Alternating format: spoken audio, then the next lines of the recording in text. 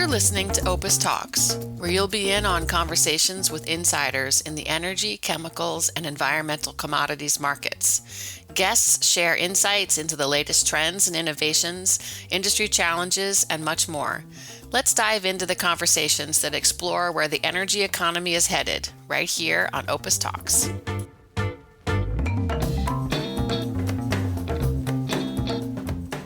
Today, we are diving into one of the most consequential policy developments in South Africa's mining landscape in years.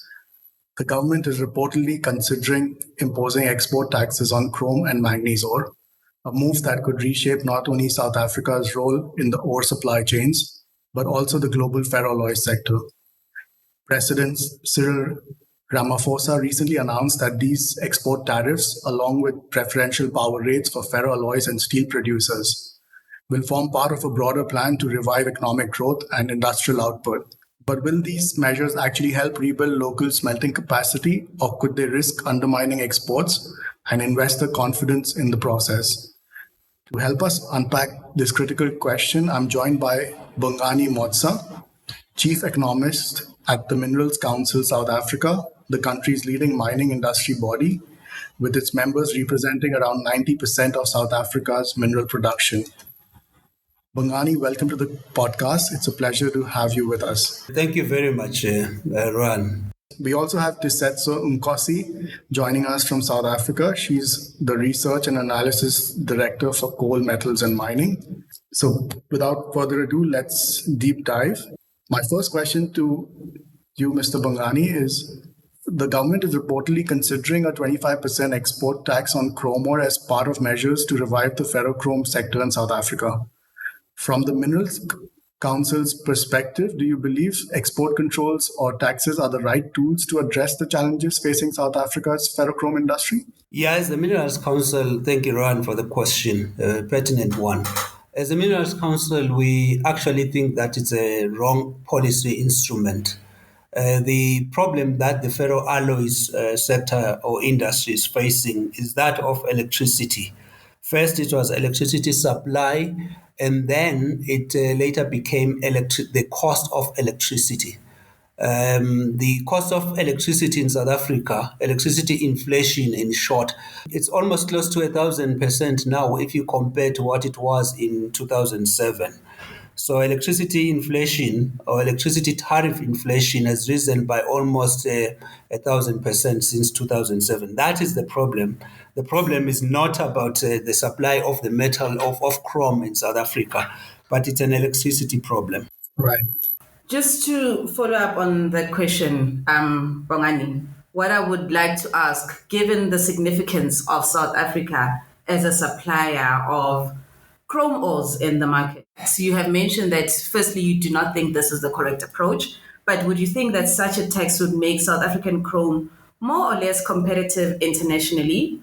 And could you perhaps see Chinese buyers shift away from South Africa in response to the higher prices that these could potentially cause? Or is South Africa just too critical to replace in the market? Yeah, a very interesting question, Tiisetso. So the issue really is about the fact that, yes, we are the major supplier to China in terms of chrome ore. And so we are big in that context.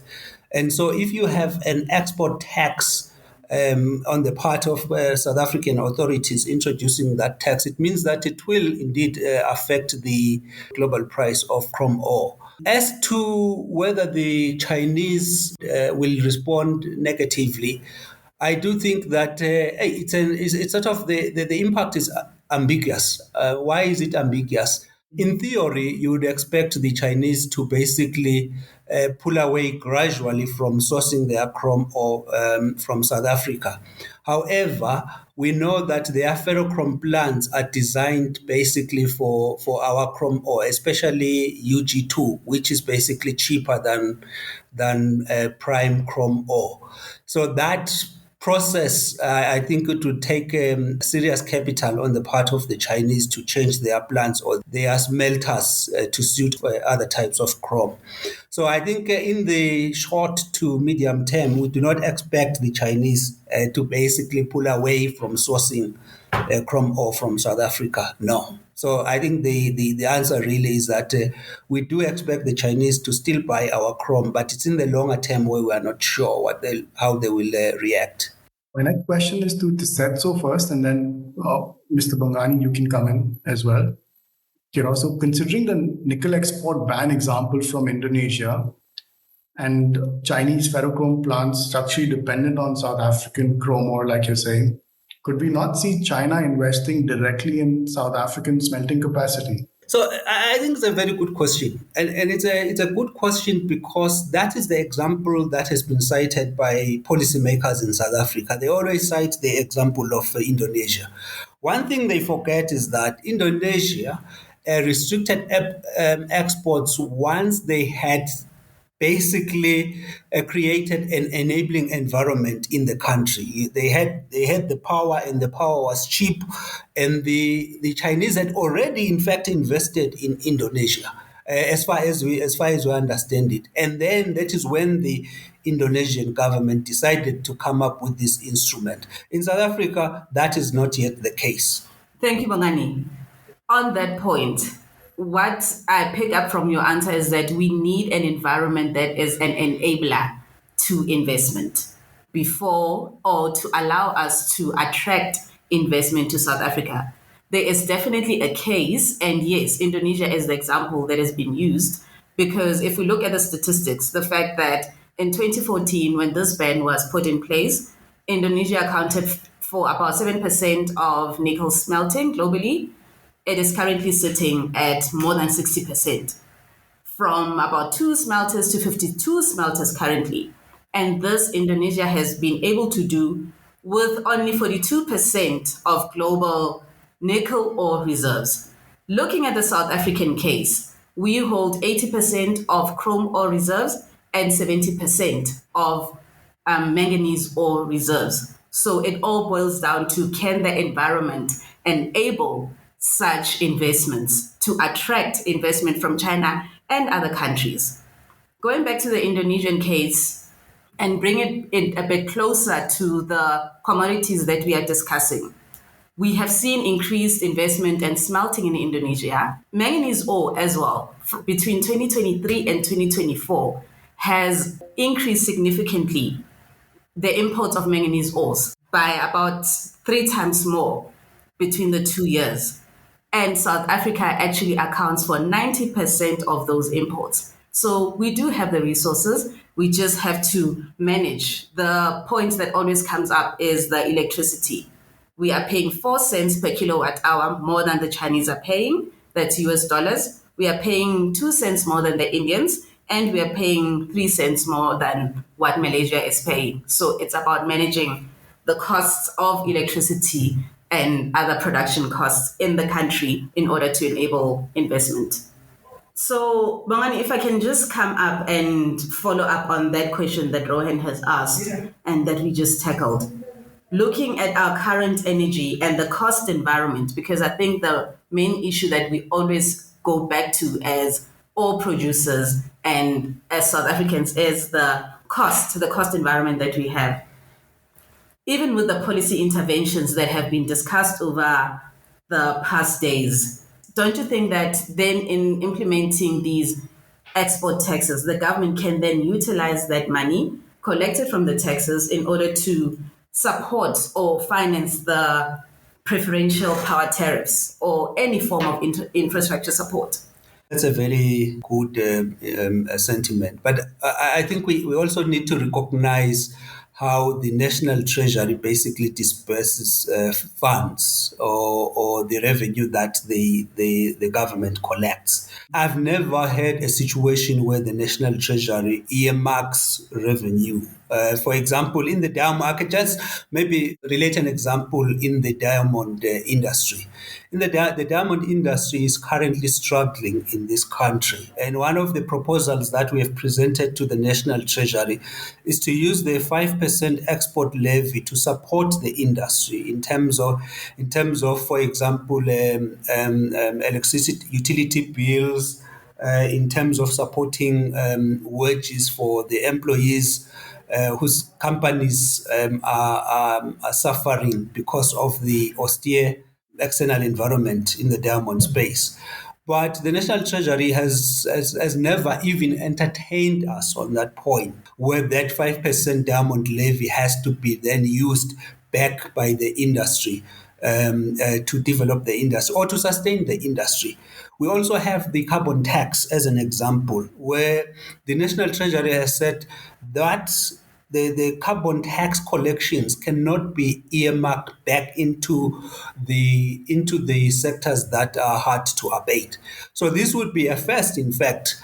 I am familiar with the details where the proposal is that the chrome export tax will raise about 34 billion annually, and that 34 billion would then be used to offer the industry a dispensation of lower electricity tariffs.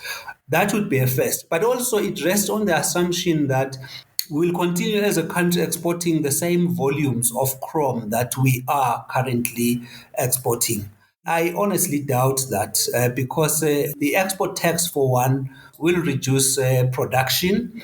Yes, it will increase the amount of chrome ore that is consumed. Theoretically, I must say, it will increase the amount of chrome that is consumed domestically, so such that the supply of chrome to the export market will decline. But what that does is that there will be spare capacity which is in the country because of the chrome export tax, and that will really create inefficiencies in the ferrochrome smelting industry. But I think let's go back to the basics. The reason why we are here is because of high electricity costs. That is a major reason.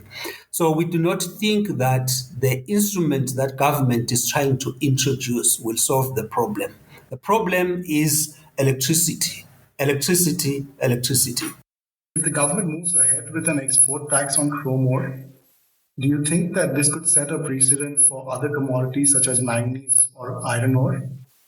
The president has now expanded the proposed export tax to manganese ore, a sector where South Africa also dominates.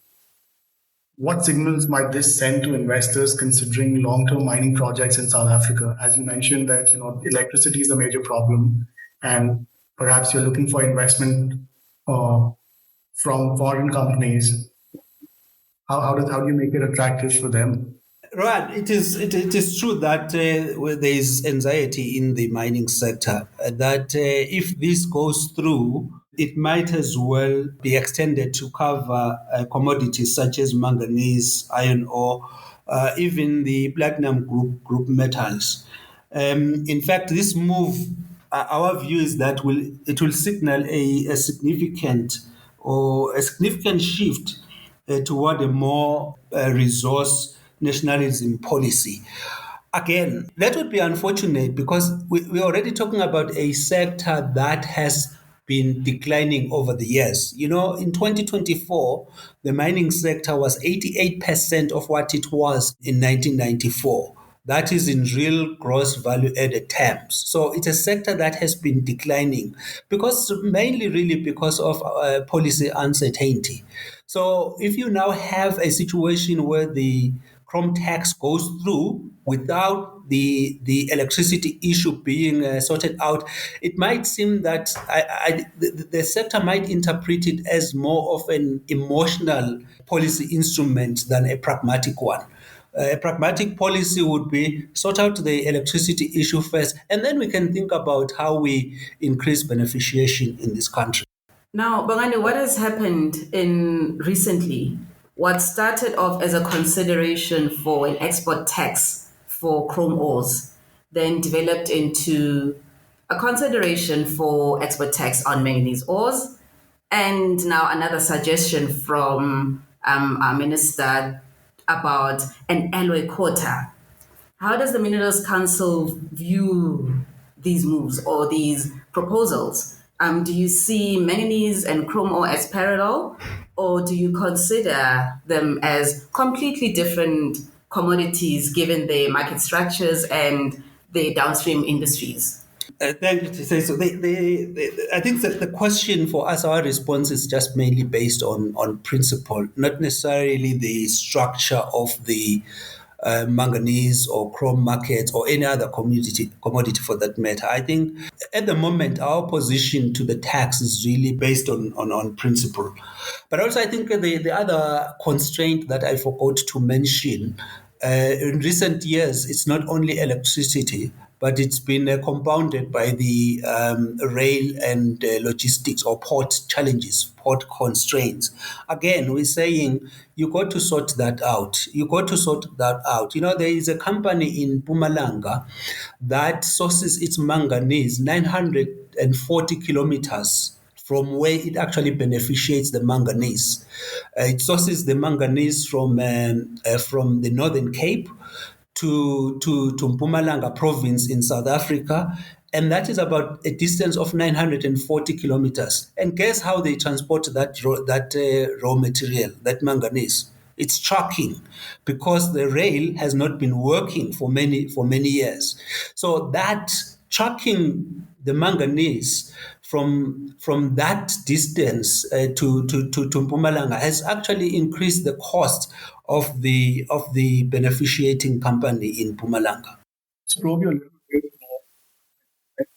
Same topic. So, unlike chrome, manganese ore market is more diversified with strong suppliers in Gabon, Australia, and Ghana. Could a South African export tax simply shift trade flows away from the country and South African miners be left with more unsold manganese ores?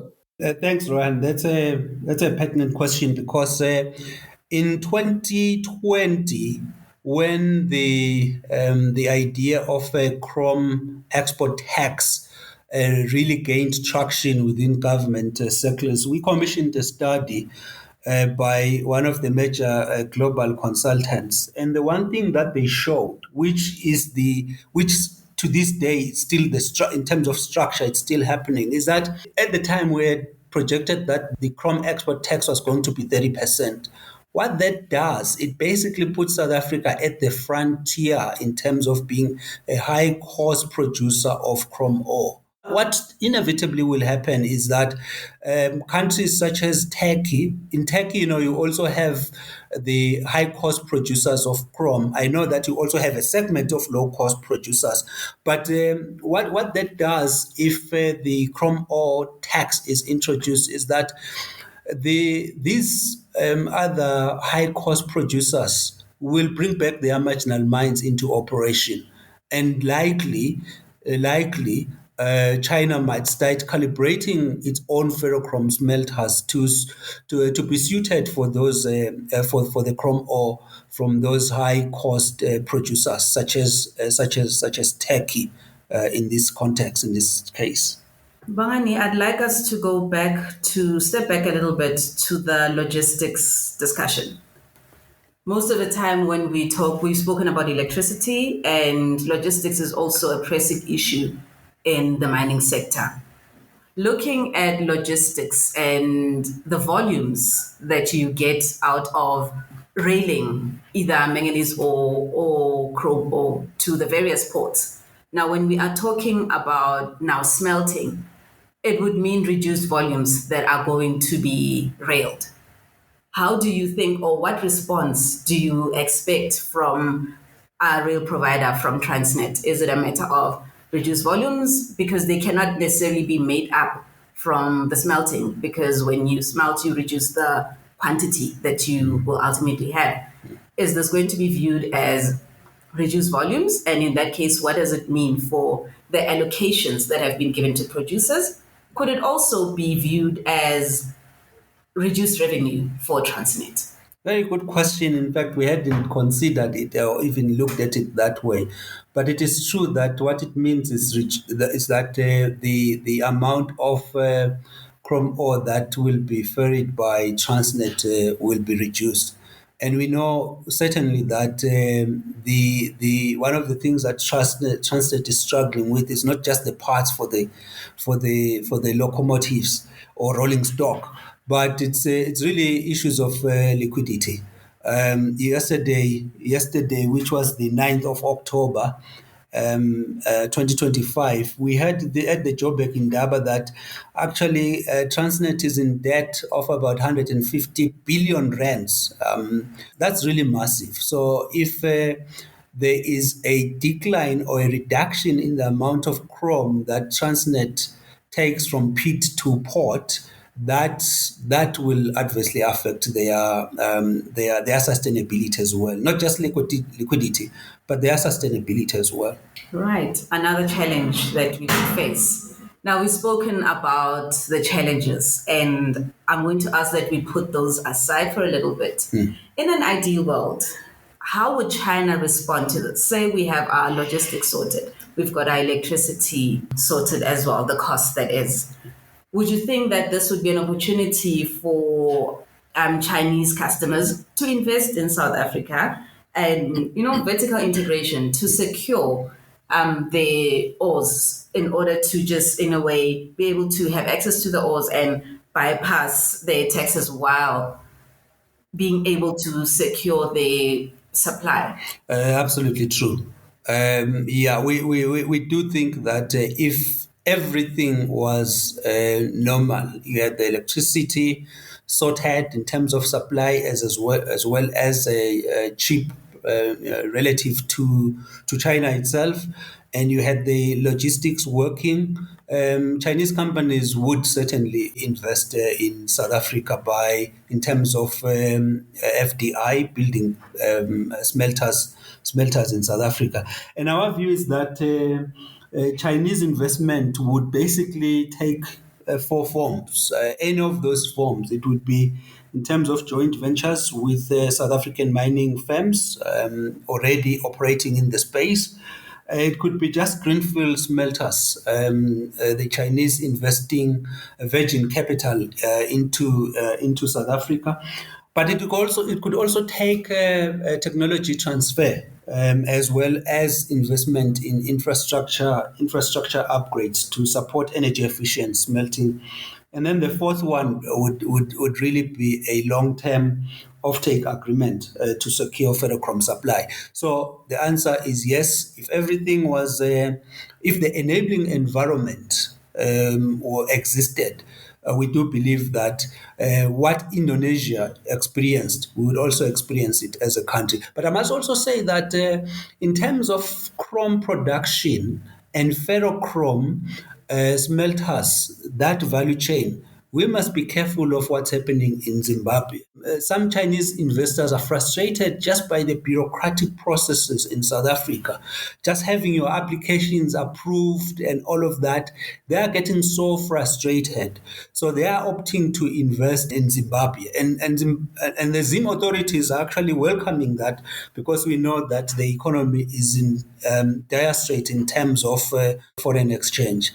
And this is very unfortunate on the part of South Africa, because I think just sorting out those basic government functions of approving licenses, applications, and so on and so forth. We did a study in 2021, and it showed, we just surveyed our members, about 21 of our members. Remember, we have about 70 members as the Minerals Council.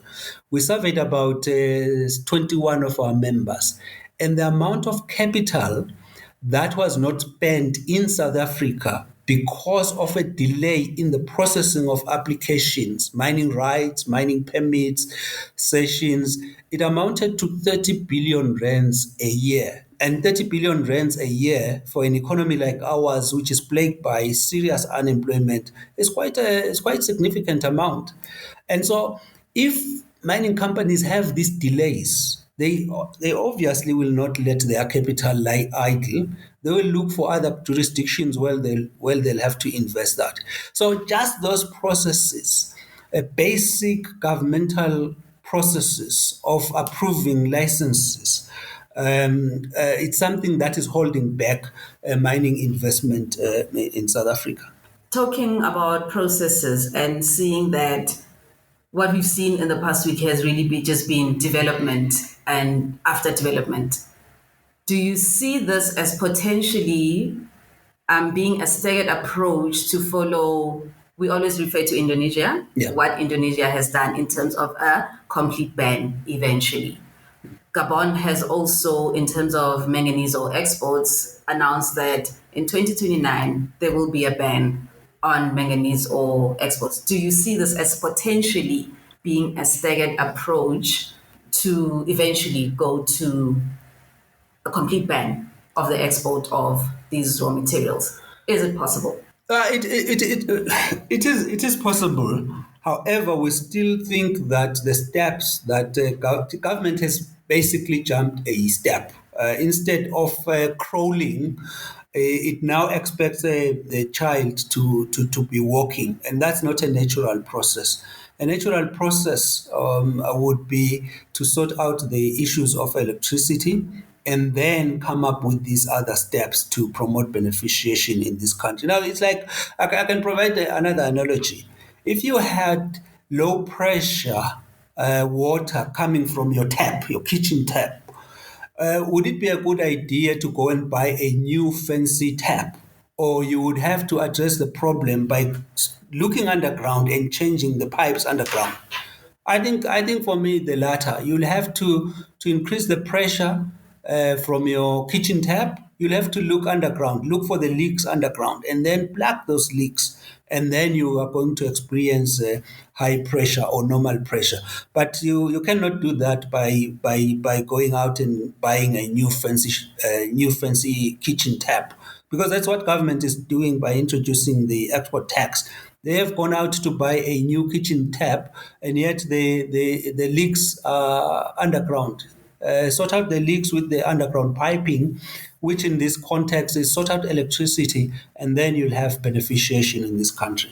Well, thank you, Bongani. Well put, and an analogy that can be understood by everybody. Fix the system, make the environment attractive, and then we can proceed to the taxes or quotas. I'll hand it over to Rohan. Mr. Bongani, thank you for sharing those valuable insights on this complex and fast-moving policy story, as well as those fascinating analogies. It's clear that the stakes are high, not only for South Africa's chrome and manganese ore producers, but also for the global ferroalloys industry. McCloskey will be tracking the developments closely and providing ongoing analysis for our clients and listeners. Thanks, and we'll see you soon in the next episode. Thank you, Rohan. Thank you, Tiisetso. We hope you've enjoyed today's insider conversation on OPIS Talks. Join us next time for a deep dive into another industry insider's world. You can find more OPIS Talks episodes at opisnet.com/podcasts or wherever you listen to your favorite podcasts.